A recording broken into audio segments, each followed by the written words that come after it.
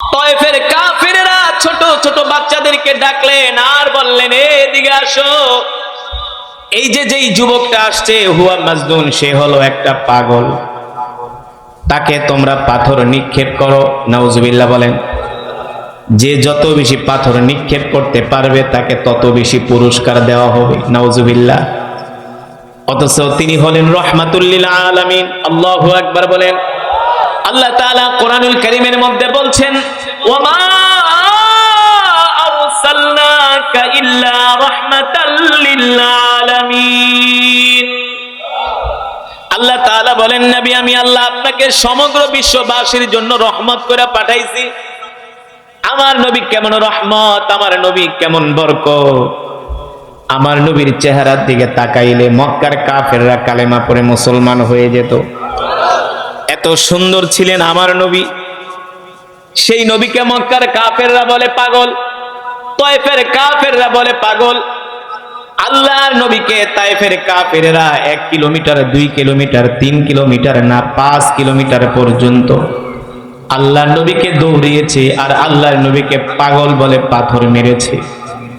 এক একটা পাথরের আঘাতে আল্লাহর নবীর শরীর ক্ষত বিক্ষত হয়েছে।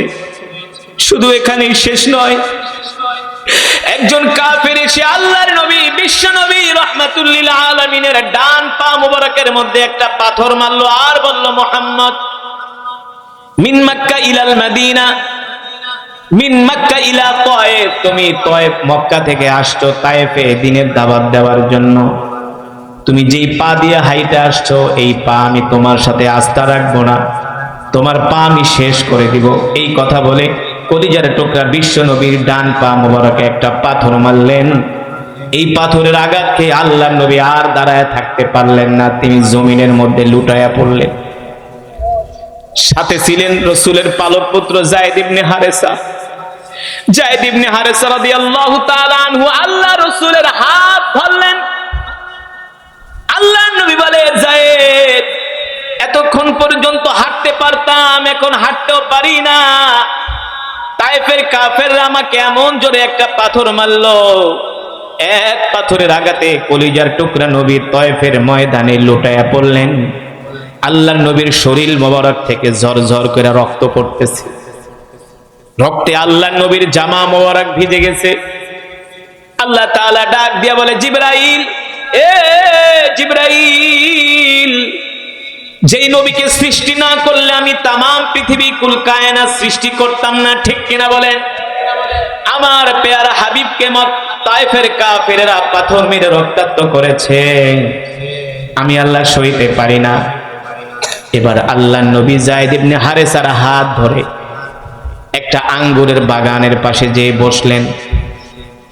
একটা খেজুর গাছের সাথে আল্লাহর নবী হেলান দিলেন, পাশেই ছিল একটা আঙ্গুরের বাগান। ওই বাগানের মালিকের নাম হলো উতবা। নাম কি? ওই বাগানের মালিকের নাম হলো উতবা। উতবা মক্কার একজন অধিবাসী, তার তায়েফে একটা আঙ্গুরের বাগান আছে। এই বাগান দেখার জন্য তিনি তায়েফে আসছেন।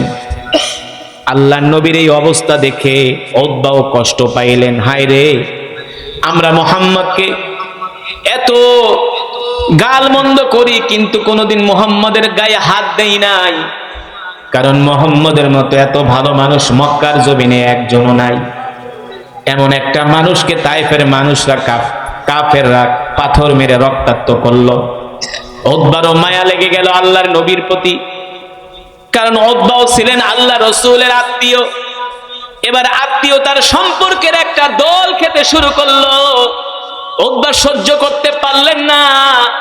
আল্লাহ রাসূলের এই দুরবস্থা দেখে উতবা তার গোলামকে ডাক দিল, তাআলা ইয়া মালি, এ মালি এদিকে আয়, এক পেয়ালা আঙ্গুর নিয়া ওই যে যুবকের কাছে যা, দেখ ওই যে সুন্দর যুবকটা গাছের সাথে হেলান দিয়া বসে আছে, এই যুবককে নিয়ে এক পেয়ালা আঙ্গুর দিয়ায়।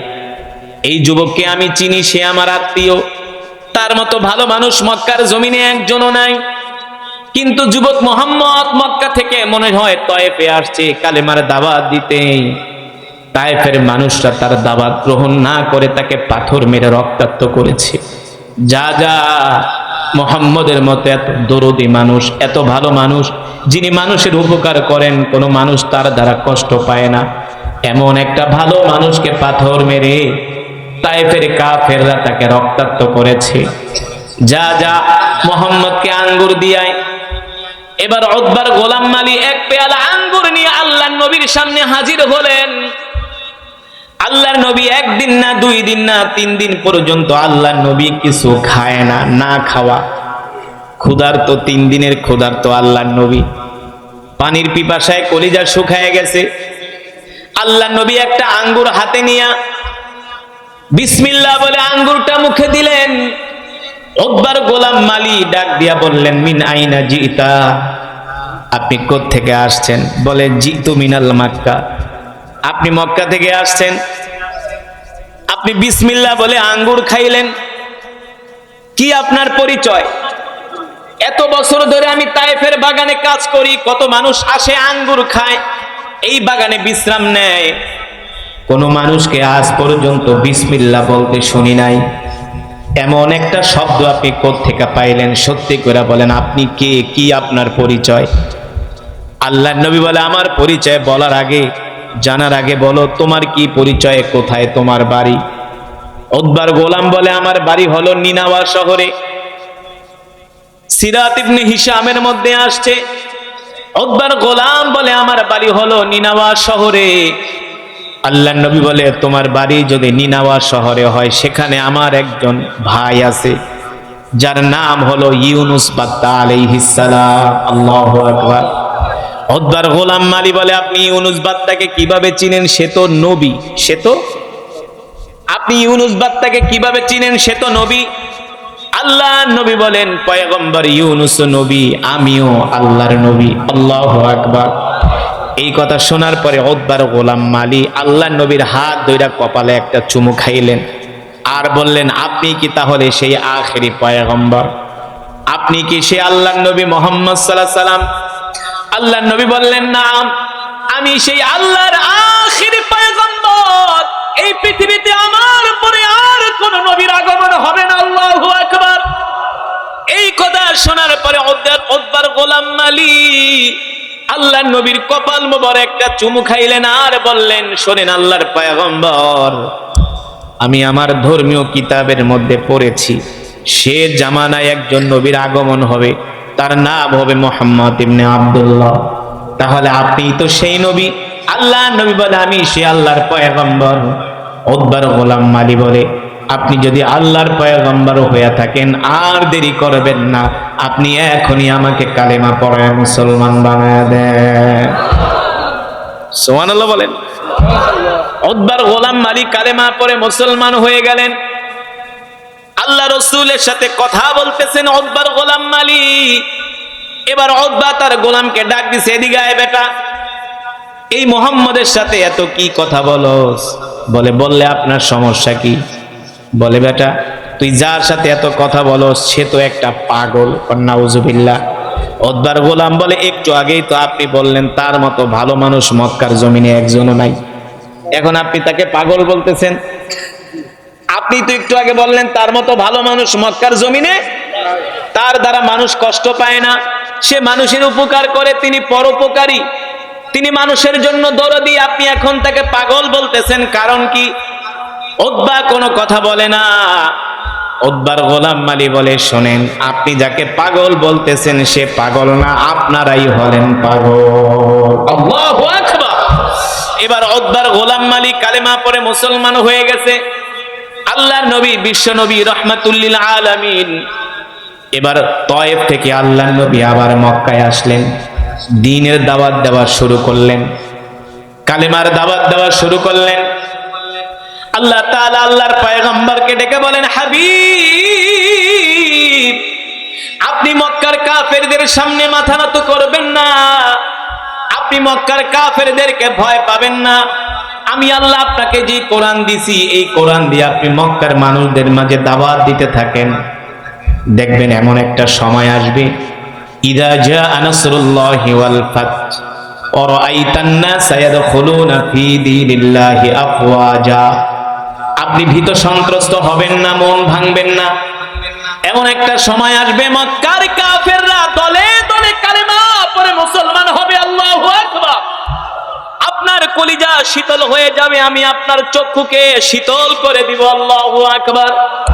আল্লাহ তাআলার এই বাণী শুনে আল্লাহর পয়গম্বর কোরআনের দাওয়াত দিতে লাগলেন। আল্লাহর নবী তয়েফ থেকে মার খায়া মক্কায় আসলেন। এখানেও মক্কার কাফেররা আল্লাহর নবীর উপর অত্যাচার করে। এই যুবক কেমন অত্যাচার? একমাত্র কোরআনের কথা বলার কারণে, দ্বীনের কথা বলার কারণে, তাওহীদের কথা বলার কারণে মক্কার কাফেররা আল্লাহর নবীর উপরে কেমন অত্যাচার করে। আল্লাহর নবী রাস্তা দিয়ে হেঁটে যায়, মক্কার কাফেররা রাস্তার মধ্যে কাটা বিছায়া রাখে। কি বিছায়া রাখে? শুধু কাটা বিছায় না, আল্লাহর নবী নামাজে দাঁড়ায়, রুকুতে যায়, সেজদায় যায়, মক্কার কাফেররা উটের নাড়ি বড়িয়ে এনে আল্লাহর নবীর পিঠের উপরে চাপায় দেয়। আল্লাহর নবীকে পাগল বইলা গালি দেয়, মিথ্যাবাদী বলে গালি দেয়, আল্লাহর নবীকে থুতু নিক্ষেপ করে, বলেন নাউজুবিল্লাহ। অথচ আল্লাহ তাআলা কোরআনুল কারীমের মধ্যে বলছেন, লাকাদ জাআকুম রাসূলুম মিন আনফুসিকুম আজিজুন আলাইহি মা আনিতুম হারিসুন আলাইকুম বিল মুমিনিনা রাউফুর রহিম। আল্লাহু আকবার। আল্লাহ তাআলা বলেন, হে দুনিয়ার মানুষ, আমি আল্লাহ তোমাদের মধ্য থেকে তোমাদের জন্য এমন একজন নবী পাঠাইছি, যেই নবী কিনা তার জীবনের চেয়েও তোমাদেরকে ভালোবাসে। এ সাতক্ষীরার যুবকেরা, আল্লাহর বান্দারা, মা বোনেরা, ভালো করে শুনে রাখেন, আল্লাহ নিজে বলছেন এই নবী তার জীবনের চেয়েও আমাদেরকে ভালোবাসে, তার স্ত্রীর চেয়েও আমাদেরকে ভালোবাসে, নবীর কন্যাদের চেয়েও উম্মতকে ভালোবাসে। কিন্তু আমরা সেই বিশ্ব নবীর উম্মত, আমরা নবীকে কতটুকুন ভালোবাসি চিন্তা করার দরকার আছে কি আছে না? যেই নবী আমাদেরকে হাঁটা শিখাইলেন, কিভাবে হাঁটতে হবে এটা আল্লাহ রাসূল আমাদেরকে শিখাইছেন। তোমরা রাস্তা দিয়ে যখন হাঁটবা ডান দিক দিয়ে হাঁটো। কিভাবে খাবার খেতে হবে আল্লাহ নবী আমাদেরকে শিখায় গেছেন 1450 বছর আগে। কিভাবে তোমরা বাথরুমে যাবা এটাও আল্লাহ নবী শিখায় গেছেন। কিভাবে চুল কাটবা এটাও আল্লাহ নবী শিখায় গেছেন। কথা কন। কিভাবে দাঁত মাজবা আল্লাহ নবী শিখায় গেছেন। কিভাবে তোমরা রাষ্ট্র পরিচালনা করবা আল্লাহ রাসূল শিখায় গেছেন। কিভাবে তোমরা তোমাদের পরিবারকে পরিচালনা করবা আল্লাহ নবী শিখায় গেছে। সেই কলিজার টুকরা নবী, দরদি নবী আজকে আল্লাহর কোরআনের জন্য মক্কার কাফেরদের মার খায়। মক্কার কাফেররা আল্লাহ রাসূলকে মিথ্যাবাদী বলে গালি দেয়। আল্লাহ নবী থেমে যায় না। আল্লাহ রাসূলের উপরে যখন মক্কার কাফেররা উপর্যুপরি হামলা অত্যাচার শুরু করে দিল, এবার আল্লাহ তাআলা তার হাবিবকে ডাক দিয়া বললেন, হাবিব, এখন আপনি আর মক্কায় থাকবেন না, আপনি মক্কা থেকে কিছুদিনের জন্য মদিনায় চলে যান। আপনি মদিনায় যাবেন, মক্কায় থাকবেন না। মক্কা আপনার জন্য আর নিরাপদ না। ও যুবক, এবার কলিজার টুকরা বিশ্ব নবী দ্বীনের জন্য, কোরআনের জন্য নিজের মাতৃভূমি ত্যাগ করতেছেন। নিজের মাতৃভূমি ত্যাগ করতেছেন। নিজের মায়ের দেশ, বাবার দেশ, যেখানে তার শৈশব কেটেছে, যেখানে তার কৈশোর কেটেছে, এবার নিজের মাতৃভূমি ত্যাগ করে আল্লাহর নবী মক্কা থেকে মদিনায় যাবে। কথাটা বললে যতটা সহজ, আসলে বিষয়টা ততটা সহজ না। নিজের বাপ দাদার ভিটা এখন তাকে ছাড়তে হবে। কিসের জন্য? ক্ষমতার জন্য? হ্যাঁ, ক্ষমতার জন্য নয়, অর্থের জন্য নয়, প্রভাব প্রতিপত্তির জন্য নয়, নেতৃত্বের জন্য নয়। এবার আল্লাহর নবী আল্লাহর কোরআনের জন্য, দ্বীনের জন্য মক্কা ছেড়ে আল্লাহ রাসূল এবার মদিনায় যাবে। এই কোরআনের জন্য, কোরআনকে প্রতিষ্ঠিত করার জন্য। মক্কার কাফেররা কোরআনের দাওয়াত গ্রহণ করে না, আল্লাহ রাসূলকে মিথ্যাবাদী বলে গালি দেয়, আল্লাহ রাসূলের উপর অত্যাচার করে। এবার আল্লাহ তাআলা বলেন, হাবিব, আপনি প্রস্তুতি গ্রহণ করেন, যে কোনো সময় আপনি মক্কা থেকে হিজরত করে মদিনায় চলে যাবেন। আল্লাহর নবী, বিশ্ব নবী রাহমাতুল লিল আলামিন সাইয়েদনা আবু বকরকে বললেন, আবু বকর, আপনি প্রস্তুত থাকবেন, আমরা যে কোনো সময় মক্কা থেকে হিজরত করে মদিনায় চলে যাব। হিজরতের ডাক চলে আসলো। সাইয়েদনা আবু বকর রাদিয়াল্লাহু তাআলা আনহু সহ আল্লাহর নবী এবার মক্কা থেকে মদিনার দিকে হিজরত শুরু করলেন। রাত গভীরে যখন ঘর থেকে বের হয়ে গেলেন, হাঁটতে হাঁটতে যখন সূর্যের আলো উঠে গেল, এবার বাইতুল্লাহ দেখা যায়, মক্কা দেখা যায়। আল্লাহর নবী বারবার বাইতুল্লাহর দিকে তাকায় আর চোখের পানি ছেড়ে দিয়ে কান্না করে। আল্লাহর নবী বললেন, বাইতুল্লাহ রে, এ মক্কা, তোকে ছেড়ে আমার যেতে মন চায় না। মক্কার কাফেররা আমাকে তো মক্কায় থাকতে দিল না। বাইতুল্লাহ, আমি চেয়েছিলাম তোমার খেদমত করব, তোমার খেদমত করে আমি আমার জীবন কাটায় দিব, কিন্তু মক্কার কাফেররা আমাকে থাকতে দিল না। বাধ্য হয়ে আমাকে মক্কা থেকে মদিনায় যেতে হচ্ছে। এই কথা বলে আল্লাহর নবী অঝর ধারায় কাঁদতেছেন। আল্লাহ তাআলা ডাক দিয়ে বলেন, হাবিব, আপনি কান্না করবেন না, আপনার চোখের পানি আমি আল্লাহ সহ্য করতে পারি না। আজকে আপনি মক্কা যাচ্ছেন সাথে একজনকে নিয়ে, আর সেই দিন বেশি দূরে নয়, আমি আল্লাহ মক্কা থেকে আপনি, মদিনা থেকে আপনি 10,000 সাহাবী নিয়ে আপনি মক্কা বিজয় করবেন। আমি আল্লাহ মক্কার ক্ষমতা আপনার হাতে তুলে দিব, মক্কার ক্ষমতা আপনার হাতে তুলে দেব, আপনি কষ্ট পাবেন না, একটু ধৈর্য ধরেন, যান মদিনায়। এবার আল্লাহর নবী, বিশ্ব নবী রাহমাতুল লিল আলামিন সাইয়েদনা আবু বকর রাদিয়াল্লাহু তাআলা আনহুকে নিয়ে মদিনার দিকে যাচ্ছেন। পাহাড়ি পথ, আঁকাবাঁকা পথ। সাইয়েদনা আবু বকর বলেন, আমি আল্লাহ রসুলের আগে আগে হাঁটতেছি, আল্লাহর নবী আমার পিছনে। আমি দেখি আল্লাহর নবী রাস্তা দিয়ে হাঁটে, আর গাছগুলো আল্লাহর নবীকে দেখা সালাম দেয়। জোরে বলেন সুবহানাল্লাহ। গাছগুলো আল্লাহর নবীকে দেখে সালাম দেয়। আল্লাহর নবী ডাক দিয়া বলে, গাছ সালাম দাও, কারণ কি? গাছগুলো বলে, কেন সালাম দিব না? আপনি কি মনে করছেন আমরা আপনাকে চিনি নাই? আপনি শুধু মানুষের নবী না, আপনি আমাদেরও নবী। সাইয়েদনা আবু বকর বলেন, আল্লাহর নবী, বিশ্ব নবী রাহমাতুল লিল আলামিন পাথরের উপরে পাড়া দেয়, শক্ত পাথর। আল্লাহর নবী শক্ত পাথরের উপরে পাড়া দেওয়ার সাথে সাথে পাথরটা তুলার মতো নরম হয়ে যায়। আল্লাহ রসুল ডাক দিয়ে বলে, পাথর শক্ত ছিলা, কেন তুলার মতো নরম হয়ে গেলা?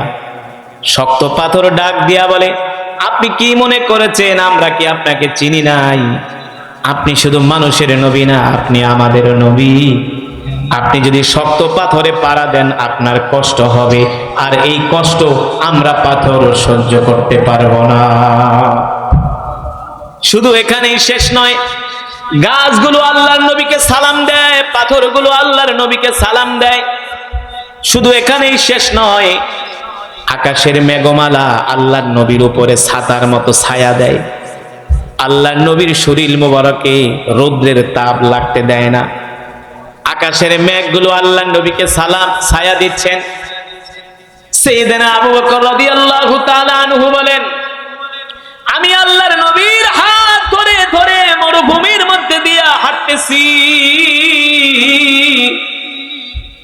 হাঁটতে হাঁটতে আল্লাহর নবী ক্লান্ত হয়ে যায়, পরিশ্রান্ত হয়ে যায়।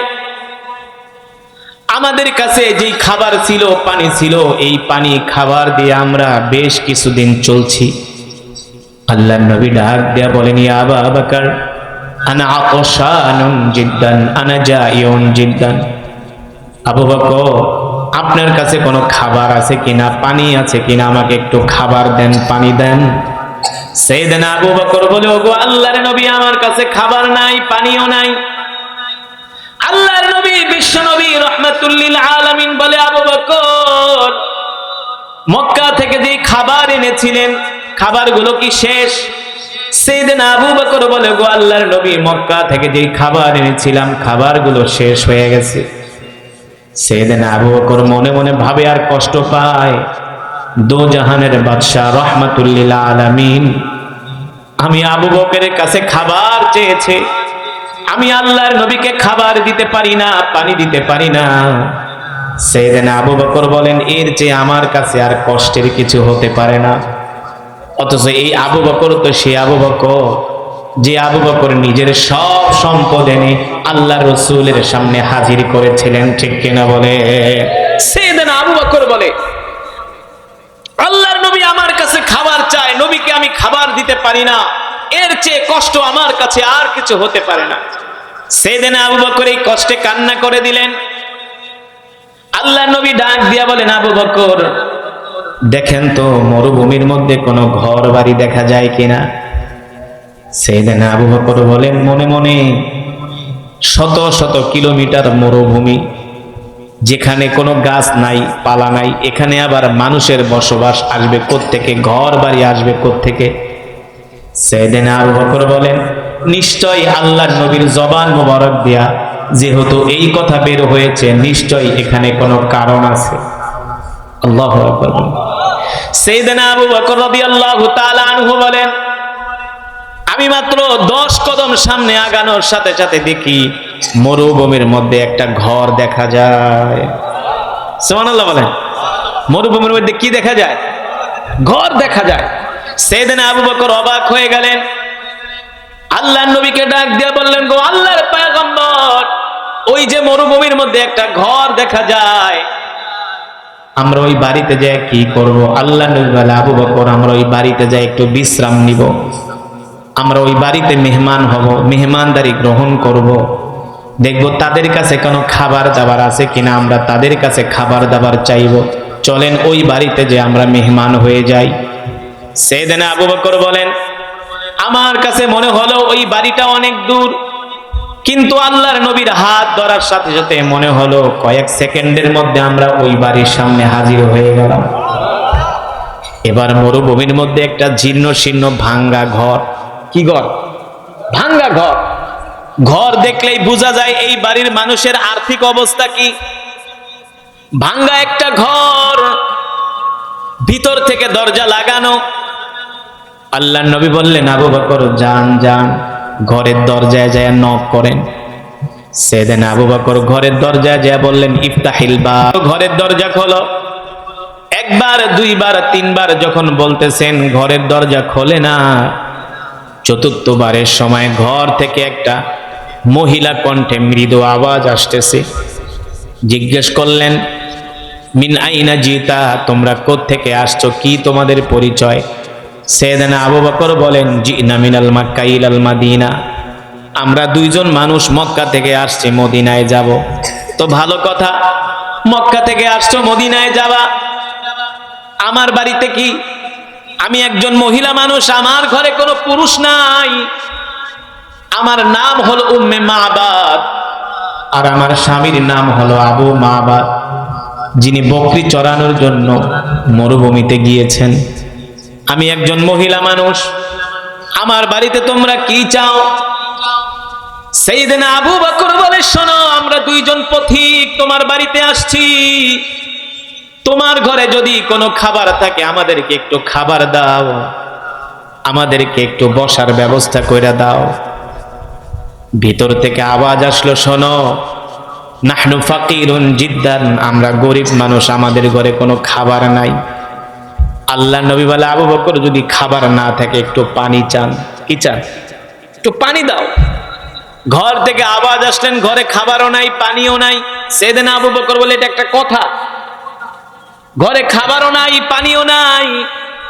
ঘর থেকে মৃদু কণ্ঠে মহিলা বলতেছে, শোনো, হয়তোবা তোমরা আমার পরিচয় জানো না, আমরা এত গরিব মানুষ, আমরা বকরি থেকে দুধ দহন করে দুধ পান করি, আর কিছু খেজুর খায়া কিছু খাবার যখন আমার স্বামী নিয়ে আসে সেগুলো দিয়ে আমরা আমাদের দিনাতিপাত করি। এত খারাপ অবস্থা আমাদের ঘরের মধ্যে কোনো পানি নাই। আমার স্বামী মরুভূমিতে গিয়েছে, আসার সময় কূপ থেকে পানি নিয়ে আসবে, যখন ঘরে খাবারও নাই পানিও নাই। এই কথা শোনার পরে সাইয়েদনা আবু বকর আরো বেশি কষ্ট পাইলেন, আরো বেশি। আল্লাহর নবী একটু পানি খাবে সেটাও নাই, খাবার খাবে সেটাও নাই। সাইয়েদনা আবু বকর অনেক কষ্ট পাইতেছেন, আল্লাহর নবী বুঝতেছে। আল্লাহর নবী দেখেন ওই আবু মাবাদের বাড়ির ঘরের সামনে একটা বকরি বাঁধা। কি বাঁধা? বকরি বোঝেন তো? একটা বকরি বাঁধা, যেই বকরিতে দুধ দেয়। আল্লাহর নবী ডাক দিয়া বলে, আবু বকর, উম্মে মাবাদকে বলেন তার ঘরের সামনে একটা বকরি বাঁধা আছে, যদি উম্মে মাবাদ আমাদেরকে অনুমতি দেয় আমরা ওই বকরি থেকে একটু দুধ দহন করে দুইজনে পান করব। আপনি শুধু উম্মে মাবাদ থেকে অনুমতি আনেন। সাইয়েদনা আবু বকর বলে, বোন বুঝলাম তোমার ঘরে পানি নাই, খাবারও নাই, কিন্তু তোমার ঘরের সামনে একটা বকরি বাঁধা আছে, তুমি আমাদেরকে অনুমতি দাও, এই বকরি থেকে আমরা দুধ দহন করে দুইজন পান করি। মহিলা মানুষ ঘর থেকে মুচকে হাসি দিয়া বলে, পথিক হয়তোবা তোমরা জানো না, আমাদের ঘরের সামনে যেই বকরিটা বাঁধা আছে এটা হলো একটা অসুস্থ বকরি, প্রতিবন্ধী বকরি, বাচ্চা দেয় না, দুধও দেয় না, হাঁটতে পারে না, চলতে পারে না। এই কারণে আমার স্বামী ওকে ঘাস খাওয়ানোর জন্য মাঠে নিয়ে যায় না। তোমরা এই বকরি থেকে কিভাবে দুধ দহন করবা? এই কথা শোনার পরে আল্লাহ নবী মুস্কি দিয়া হেসে বলেন, আবু বকর আপনি শুধু উম্মে মাবাদ থেকে অনুমতি নেন, আর এই বকরি থেকে দুধ দোয়ানোর দায়িত্ব আমার। জোরে বলেন সুবহানাল্লাহ। আল্লাহ নবী বলে, আপনি শুধু অনুমতি নেন, বকরি অসুস্থ হোক কিন্তু দুধ দোয়ানোর দায়িত্ব আমার, আমি দুধ দোয়াবো, আপনি শুধু অনুমতি নেন।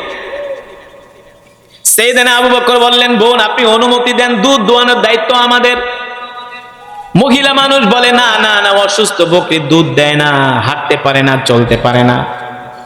আল্লাহ নবী বলে, আপনি শুধু অনুমতি আনেন।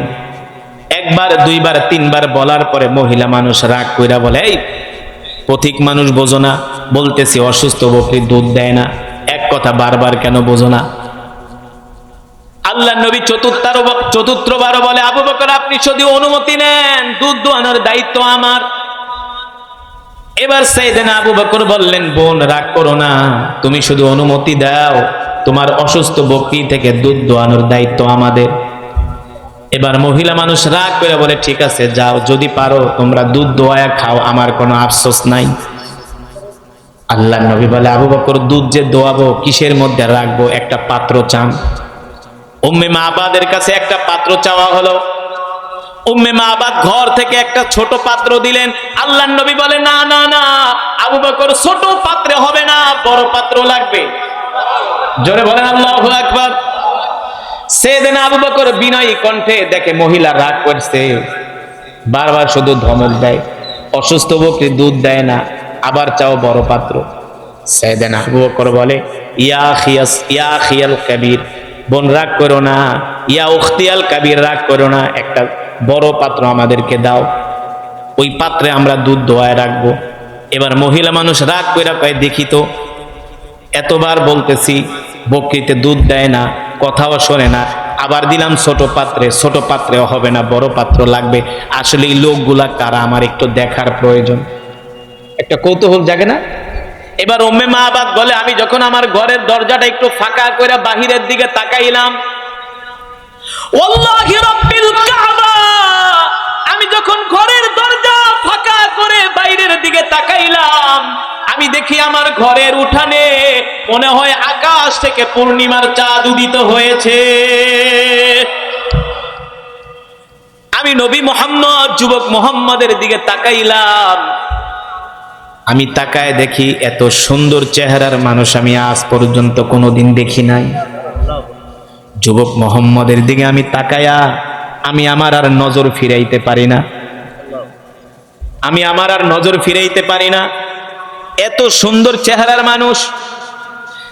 উম্মে মাবাদ বলে, তার চুলগুলো এত সুন্দর, তার নাকগুলো এত সুন্দর, তার দাঁতগুলো এত সুন্দর, তার হাতগুলো এত সুন্দর, তার ললাটটা এত সুন্দর, তার কপালটা এত সুন্দর।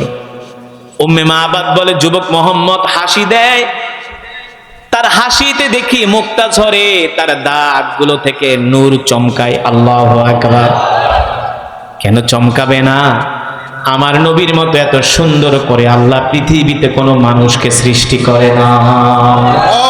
শুধু মানুষকে না, কোন নবীকে আল্লাহ তাআলা আমার নবীর মতো এত সুন্দর করে বানায় না, বানাইছে? আমার নবীর মতো এত সুন্দর করে আল্লাহ তাআলা কোন পয়গম্বরকেও সৃষ্টি করে নাই। আল্লাহ তাআলা সবচেয়ে সুন্দর করে সৃষ্টি করেছিলেন পয়গম্বর ইউসুফ আলাইহিস সালামকে। কাকে? ইউসুফ আলাইহিস সালাম। যেই পয়গম্বর ইউসুফ আলাইহিস সালামের চেহারা দেখা মিশরের রমণীরা পাগল হয়ে গেছে। আম্মা জান আয়েশা রাদিয়াল্লাহু তাআলা আনহা বলেন, মিশরের রমণীরা পয়গম্বর ইউসুফের চেহারা দেখা পাগল হয়ে গেছে, আঙ্গুল কেটে ফেলেছে। যদি তারা আমার স্বামী মুহাম্মদ সাল্লাল্লাহু আলাইহি সাল্লামের চেহারা দেখতো, তাহলে মিশরের রমণীরা শুধু আঙ্গুল কাটতো না, কলিজা পর্যন্ত কেটে ফেলতো। এত সুন্দর ছিলেন আমার নবী। এবার উম্মে মাবাদ বলে, পথিকেরা আল্লাহ নবীর চেহারা দেখা উম্মে মাবাদ এমন পাগল হইছে, বলে যাও শুধু বকরির দুধ না পারলে বকরি জবাই করে খায়া ফেলো, আমার কোনো আফসোস নাই। তোমাদের মতো এত সুন্দর মানুষ আমি আজ পর্যন্ত কোনোদিন দেখি নাই। এবার ঘর থেকে উম্মে মাবাদ একটা বড় বালতি দিলেন। আল্লাহর নবী এবার বালতি নিয়ে বকরির সামনে গেলেন। কোথায় গেলেন? আল্লাহর নবী এবার বালতি নিয়ে বকরির সামনে গেলেন। আল্লাহ রসুলকে অসুস্থ বকরি দেখার সাথে সাথে অসুস্থ বকরি সুস্থ হয়ে দাঁড়ায় গেছে। আল্লাহ নবী ডাক দিয়া বললেন, বকরি তুমি না অসুস্থ,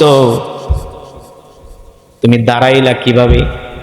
বকরি ডাক দিয়া বলে, এতদিন অসুস্থ ছিলাম, কিন্তু আপনার চেহারা মোবারক দেখার সাথে সাথে আল্লাহ তাআলা আমাকে সুস্থ বানায় দিছে।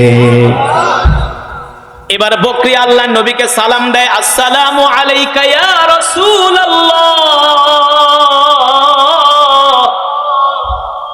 আল্লাহ নবী ডাক দিয়ে বলে, বকরি সালাম দাও, কারণ কি? কারণ কি? বকরি ডাক দিয়া বলে, কেন সালাম দিব না? আপনি কি মনে করছেন আমি আপনাকে চিনি নাই? আপনি শুধু মানুষের নবী না, আপনি আমারও নবী। বকরি বলে, আপনি কি ভাবছেন আমি আপনাকে চিনি নাই? আপনি শুধু মানুষের নবী না, আপনি আমারও নবী। বকরি আল্লাহ রসুলকে দেখা চিনে ফেলেছে। এবার আল্লাহর নবী বকরিকে ডাক দিছে, এদিকে আসো। বকরি দৌড়াইয়া আল্লাহর নবীর কাছে আসছেন। আয়েশা বকরি বলে, ওগো নবীজি, আমার মনের মধ্যে কিছু দুঃখ আছে, এই দুঃখের কথাগুলো আমি আপনার কাছে বলতে চাই। আপনি আমার পয়গম্বর, আপনি আমার নবী, এই দুঃখের কথা আপনার কাছে না বললে কার কাছে বলবো? আল্লাহর নবী বলে, বলো বলো, কি বলবা? বকরি বলে, শোনেন, আমি অসুস্থ হওয়ার কারণে আমার মালিক আমাকে ঘাস খাওয়ায় না, আমাকে খাবার দেয় না, আমাকে আদর করে না। আপনাকে দেখার পরে আল্লাহ আমাকে সুস্থ করে দিছেন। আল্লাহর নবী বকরিকে ডাক দিয়া বলেন, বকরি শোনো, তুমি জীবনে আর যতদিন বাঁচবা কোনোদিন আল্লাহ তোমাকে অসুস্থ বানাবে না, তুমি সুস্থ থাকবা। কারণ আমার হাত মোবারক, আমার নজর তোমার উপর পড়েছে, তুমি আর কোনোদিন অসুস্থ হবা না। এবার আল্লাহর নবী বকরিকে ডাক দিয়ে বলে, শোনো, তুমি যদি অনুমতি দাও আমরা তোমার থেকে একটু দুধ দোয়া দুইজনে পান করব। আল্লাহর নবী বকরি থেকে অনুমতি নিতেছেন। অসুস্থ বকরি হাঁটতে পারে না, চলতে পারে না, অথচ আল্লাহর নবী বকরি থেকে অনুমতি নেওয়ার পরে বকরি বলে, ওগো নবীজি, আপনি আমার থেকে দুধ দোয়া পান করেন। আল্লাহ নবী বিসমিল্লাহ বলে বকরির স্তনের মধ্যে হাত দিলেন। হাত দেওয়ার সাথে সাথে বকরির স্তনে দুধে ভরপুর হয়ে গেল। বকরির দুটো স্তন একেবারে দুধে ভরপুর হয়ে গেছে। বকরি ডাক দিয়া বলে, গো আল্লাহর নবী, আমি আর দুধের ভার সইতে পারি না, তাড়াতাড়ি করে আমার থেকে দুধ দহন করেন, আমি দুধের ভার নিতে পারি না। আল্লাহর নবী রাহমাতুল্লিল আলামিন এবার নিজের হাত মোবারক দিয়া বকরি থেকে দুধ দহন করতেছেন। দুধ দোয়াতে দোয়াতে বড় বালতি ভরে গেছে। আর ঘর থেকে তাকায় তাকায় উম্মে মাবাদ দেখতেছে। উম্মে মাবাদ বলে, হায় রে, এই যুবক কি, যাকে দেখার পরে আমার অসুস্থ বকরি সুস্থ হয়ে গেছে। অসুস্থ বকরি থেকে দুধ বের হচ্ছে। এই যুবক আমার ঘরের মধ্যে ঢোকার সাথে সাথে, বাড়িতে ঢোকার সাথে সাথে যুবকের শরীরের ঘ্রাণে আমার ঘর, আমার বাড়ি প্রায় ঘ্রাণে ছড়িয়ে গেছে। আল্লাহু আকবার। উম্মে মাবাদ বলে, আমি কেমন যেন আমার নাকের মধ্যে জান্নাতের খুশবুর ঘ্রাণ পাইতেছি। সুবহানাল্লাহ বলেন। এবার আল্লাহর নবী ওই বকরি থেকে দুধ দহন করে একেবারে বালতি ভরপুর হয়ে গেছে। এবার আল্লাহর নবী সাইয়েদনা আবু বকরকে ডাক দিয়েছেন, আবু বকর এদিকে আসেন, দুধ পান করেন। সাইয়েদনা আবু বকর বলে, গো আল্লাহর নবী, না না না, আগে আমি পান করব না, আপনি আগে পান করেন। আল্লাহর নবী বলেন না না, আপনি আগে দুধ খান। এবার সাইয়েদনা আবু বকরকে আল্লাহর নবী দুধ পান করালেন। সাইয়েদনা আবু বকর দুধ পান করার পরে আল্লাহর নবী এবার নিজে দুধ পান করলেন। আল্লাহর নবী নিজে দুধ পান করার পরে বললেন, আবু বকর দেখেন দুধের অবস্থা কি। সাইয়েদনা আবু বকর বলে, গো আল্লাহর নবী, আমিও দুধ পান করেছি, আপনিও দুধ পান করেছেন।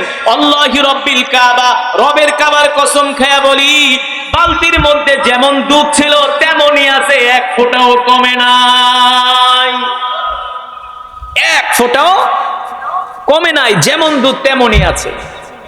আল্লাহ নবী বলে, আবু বকর যান যান, উম্মে মাবাদের কাছে দুধের বালতি দিয়ে আসেন। এবার উম্মে মাবাদের কাছে সাইয়েদনা আবু বকর দুধের বালতি দিলেন আর বললেন, উম্মে মাবাদ, এই দুধ তুমি পান করো, তোমার স্বামীকে পান করায়ও। এবার আমরা তোমার বাড়ি থেকে বিদায় নিলাম, আমরা মদিনার দিকে যাব। আল্লাহর নবী বিশ্ব নবী সাইয়েদনা আবু বকরকে নিয়ে আবার মদিনার দিকে রওনা শুরু করলেন।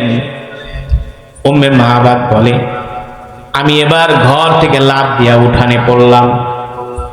দেখি উম্মে মাবাদ ঘরের উঠানে দাঁড়ায় আল্লাহর নবীর দিকে তাকায় আছে, আর আকাশের মেঘমালা আল্লাহর নবীকে ছায়া দিতেছে। উম্মে মাবাদ ডাক দিয়া বলে, মেহমান পথিক, তোমরা যেও না, তোমাদের মতো এমন বরকতের মেহমান আমি আজ পর্যন্ত কোনোদিন দেখি নাই।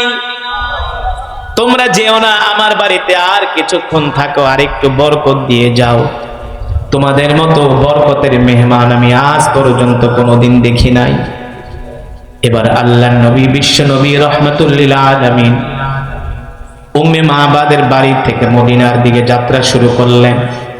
যখন বিকাল হয়ে গেল, উম্মে মাবাদের স্বামী আবু মাবাদ বাড়িতে আসলেন। আসার পরে দেখে কেমন যেন আজকে বাড়ি থেকে ঘ্রাণ বের হচ্ছে। উম্মে মাবাদের স্বামী আবু মাবাদ ডাক দিলেন, তাআলাউ ইয়া যাওজি, ও স্ত্রী বাইরে আসো, আজকে কেমন যেন ঘর থেকে ঘ্রাণ আসতেছে, বাড়ি থেকে ঘ্রাণ আসতেছে। উম্মে মাবাদ ডাক দিয়ে বলে, স্বামী গো, শুধু ঘর থেকে বাড়ি থেকেই ঘ্রাণ না, ঘরে আসেন, আপনার সাথে কথা আছে। এবার ঘরে যাবার পরে দেখে এক বালতি দুধ। আবু মাবাদ বলে, এই দুধ কোত্থেকে পাইলা? দুধ তোমাকে কে দিল?